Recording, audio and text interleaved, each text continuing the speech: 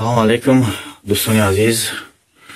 خب برداران گرامی هموطنان، یک نواری که در صفحه های اینترنتی مخصوصا در یوتیوب الان تو خورده شده است.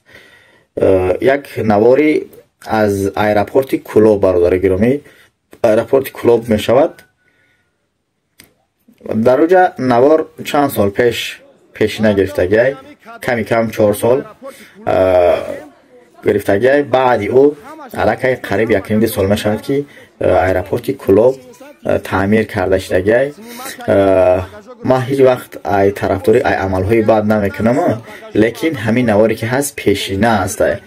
نه شما نگاه کنین، همو کافلای زیر پای همو جوانایی که نوار کردن پرتافتن سرخ است یا که سیادی است دیگه ارسیت است. خلاصه الان نو کردن سفید است، یعنی که تخمین 1.5 سال می شود که همو لینتاش انیم ریمونت کردن، بعد تعمیر هم داخلی بنا انیم شدگی.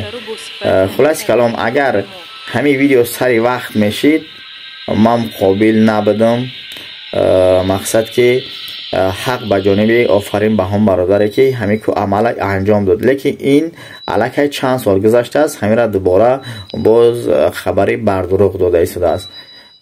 خواهش میکنم که همین نوار را باور نکنید، چون که من خودم نیده اون مقصد تخمینا 20 روز زیادتر می شود که ما از همین ایرپورت خودم خواهم بیدم.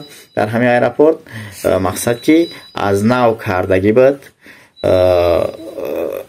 همو صورت و سویتایی که داخل در میبینین علاقه دیگرگون شدگی. همین نواری بردروغ برادرو.